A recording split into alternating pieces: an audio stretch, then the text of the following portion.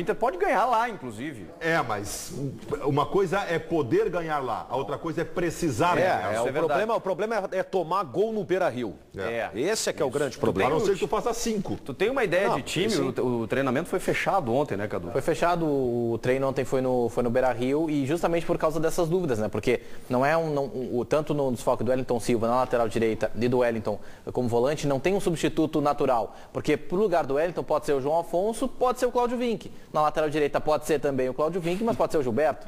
Parece então, não tem uma definição, tem essa questão. O encaminhamento, alguém me passou que a ideia muito provavelmente seja o Cláudio Vinck no meio. Bom, eu acho a melhor ideia, tá? Eu também acho. Acho que é o mais correto hoje. O Gilberto na lateral direita. Primeiro o seguinte, porque acho que o Gilberto, embora se conteste o Gilberto, eu entendo que ele rende muito mais na lateral que o próprio Cláudio Vinck. Eu também acho. E o Cláudio Vinck rende muito mais no meio do que o João Afonso, até por características diferentes. E que o Wellington também. Não, também. E outra, o Inter ganha um jogador que também tem por característica o chute de média e longa distância, né?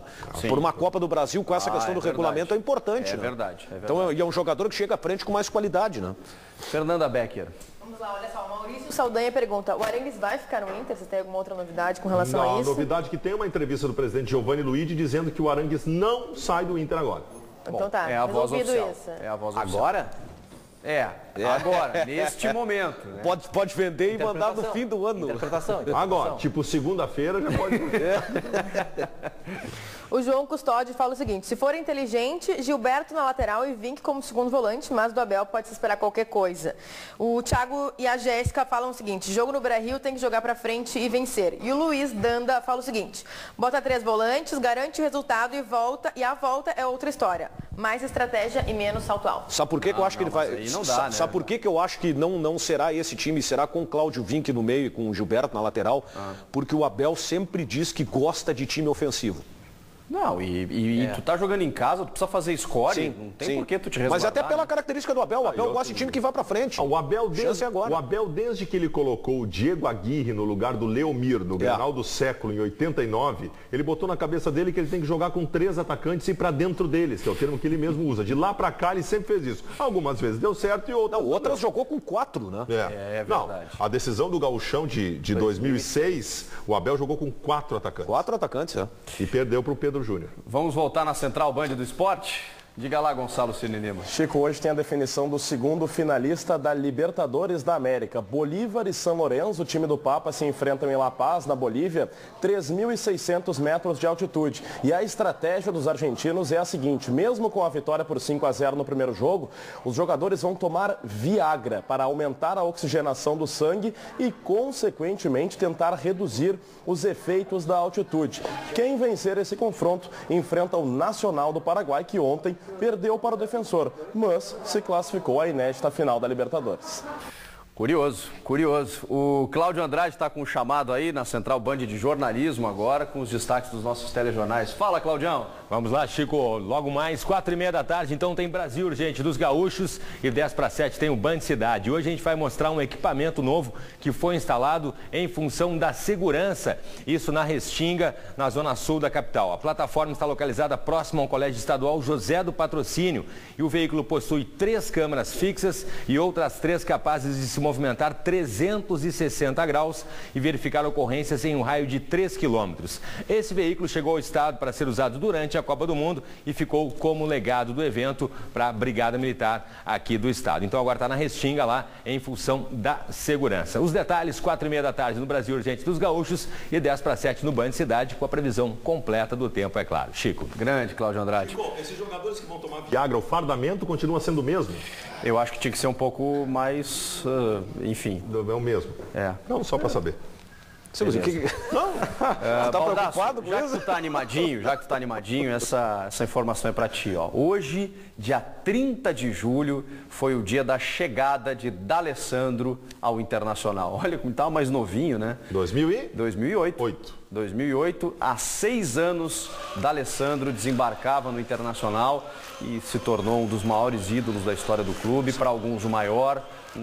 Hoje é o capitão, jogando 6 temporadas em alto nível, em altíssimo nível, levantando taças, conquistando títulos como Libertadores, Copa Sul-Americana, Recopa Sul-Americana, vários campeonatos gaúchos, se destacando em grenais. D'Alessandro chegava para fazer história. Uma coincidência. Hoje foi aniversário de chegada do D'Alessandro, que estreou num clássico Grenal pelo Inter. Hoje é a chegada do Filipão, de novo, que vai estrear no Clássico Grenal. Aliás, hoje é um dia extremamente representativo. 30 de julho está na história. Eu narrei esse jogo aí, Chico, e me chamou a atenção realmente essa cena aí. Porque em um determinado momento do jogo, as pessoas se viravam para o camarote, né, e jogavam camisas e pedaços de papel. Ele já chegou para o D'Alessandro autografar durante o jogo. Esse é um jogador que nunca precisou de período de adaptação.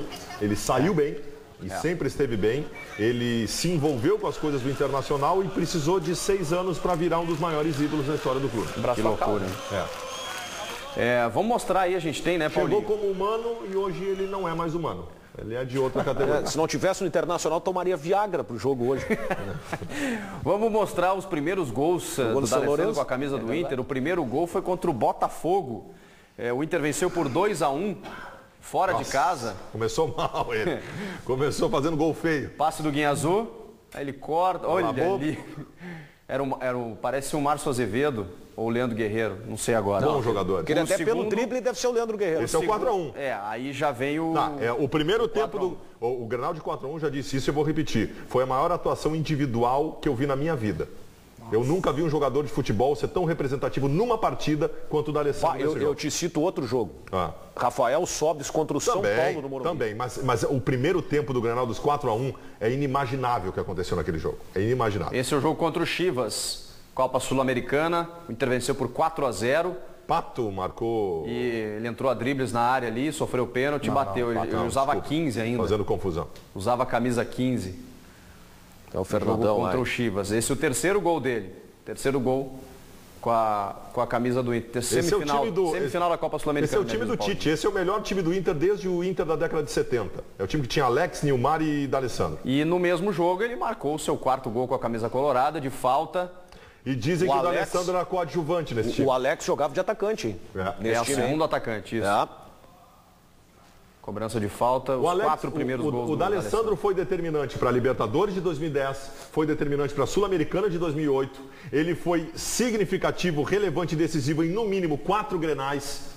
Precisa dizer mais alguma coisa? Mais do que isso, né? O D'Alessandro, ele hoje representa para o clube pela identificação, pelo que ele fez para o clube, claro, mas também na sua relação com a torcida. Se estabeleceu em Porto Alegre, teve para sair muitas vezes e recusou até propostas milionárias para ficar por aqui. Claro que o Inter foi lá. Não é que ele recusou, né? Não, mas de qualquer forma, mesmo com a equiparação salarial, ele ganharia muito mais saindo daqui. Resolveu ficar. Isso também tem um reflexo direto no torcedor. E é uma referência, né? A referência que o Inter encontrou depois da saída do Fernandão. Uma crítica ao D'Alessandro de hoje, tá? Acho que o D'Alessandro tem que jogar melhor fora do Beira-Rio. Eu tenho ouvido essa crítica de alguns colorados, inclusive. O Inter como todo? No Beira-Rio ele joga muito. Eu digo o seguinte, o Baldasso, ele é o jogador que tem a condição técnica de ser o diferente fora. É o jogador com o melhor recurso técnico do time do Inter. Qual é o problema? Ainda mais sem o Arangues, o Internacional, o Internacional tem um problema crônico que se chama velocidade. Nos jogos fora de casa, a coisa que tu mais precisa é velocidade para o contragolpe. Aí não tem como, né? Mas contratou um jogador que era para ser esse jogador, né? Mas não está pronto ainda. Não estou falando do Luke, estou falando do Jorge Henrique. Tu vê como é que são as coisas. Mas a biografia do Jorge Henrique, o Jorge Henrique no Botafogo e no Corinthians, era o jogador para fazer isso. Mas e hoje não nem na veloz última, ele é mais. Não no final da passagem no Corinthians, já não era mais esse... Mas aí teve Vamos ouvir folga. Tem colorados aí se manifestando também? Boa noite. Olha só, o G Pitana diz o seguinte: parabéns ao eterno campeão gaúcho D'Alessandro. O Rafael Rafael Silva tem um palpite pro próximo Grenal. 7-1 Inter, claro. O Lucas Gomes, ainda bem que veio, porque nesses 6 anos ele deu títulos ao Inter e até salvou o próprio clube de ser rebaixado. E o Zé Padilha tem um recado até pro Baldasso. Olha só. Dale é o cara e, por favor, traz o Ribeiro de volta, porque o Baldasso está se superando. Falar que o Grêmio é favorito no Grenal não dá. O Grêmio é favorito no Grenal e o Ribeiro não tem como, ele realmente um dia vai voltar. Estamos com saudade, Ribeirinho. Tu, né? Fala por ti, professor. Olha só, tá surgindo uma especulação aí da possibilidade do meia atacante do defensor do Uruguai, o Felipe Gedós, que é gaúcho de Mussum, jogar no Internacional. Tá se cogitando isso, aliás, bom jogador. Vem jogando bem mesmo. Defesa do Uruguai que ontem foi desclassificado pelo Nacional do Paraguai. Do Paraguai, Ganhando de 1-0, mas como havia sofrido 2-0 no primeiro jogo, foi eliminado. Apareceu como destaque em vários momentos, mas eu, sei lá, eu não vejo. Eu vejo o Nacional do Paraguai, até eu vi alguns jogos bons, tá? Aí, pô, o Grêmio ficou fora com aquele aproveitamento, né? Mas não adianta, é o regulamento não. O Grêmio teve quase 71% de aproveitamento. O São Lourenço é o time que desponta como grande favorito, que é o time que eliminou o Grêmio. Se fosse o Grêmio, certamente seria o Grêmio o grande favorito. E para o bem da Libertadores da América, que ganha o São Lourenço, né? Que ganha o São Lourenço. Eu vou te dizer o seguinte, ainda assim, né? Não, mas o São Lourenço é um time grande da Argentina, é o terceiro time da Argentina. nunca ganhou, né? E que nunca ganhou, mas é o terceiro time da Mundial Argentina. sem graça. Da Argentina, Baldasso. Não é o terceiro time da Argentina. O terceiro time da Argentina é sazonal. É sazonal. O Independiente em títulos neste momento, em torcida é o terceiro. E neste momento em importância também é o terceiro. Na nossa estação de inverno da Band está a Paloma Poeta, né? A gente vai ao vivo conversar com ela. Nova Petrópolis, estação de inverno da Band. A temperatura e o clima está bem diferente do que dos últimos dias, né, Paloma? Boa tarde para você. Boa tarde, Chico. Boa tarde a todos. Pois é, você percebeu que o casaco também já ficou um pouquinho mais quente, né? Eu me gabei tanto nessa semana que tinha sol, tava quentinho, dava para usar só um casaquinho. Hoje começou frio mesmo, já teve que aumentar o poder do casaco e há cerca de 10 minutinhos começou a chover também em Nova Petrópolis. Então, frio e chuva. Vamos esperar que no final de semana melhore um pouquinho. Frio pode ficar, né? Porque é serra, mas a chuva bem que podia passar. E olha, essa temperatura, o inverno, combina muito com pinhão. Só que quem procurou por pinhão nas banquinhas e no supermercado percebeu que o preço subiu bastante. O que costumava custar R$ 5,00, agora pode ser que o consumidor tenha que pagar até R$ 10,00, ou seja, quase o dobro. Isso porque a safra neste ano não foi boa. Ela ficou 30% abaixo do esperado. E a colheita também acabou antes, porque as árvores não estavam dando nem pinha, nem pinhão. Mais detalhes a gente dá às 10:50 da noite no Band Cidade, mas eu volto antes, claro, às 4:30 no Brasil Urgente, com mais informações aqui do Jardim da Serra Gaúcha, Nova Petrópolis. É com vocês aí no estúdio, Chico. Obrigado, Paloma. Nova Petrópolis, né? Quando faz esse friozinho aí, dá uma vontade de ir pra lá. Também, né? Sim, tem o seu valor. Barbaridade. Coisas boas do inverno. Rápido intervalo, a gente volta para fechar o programa.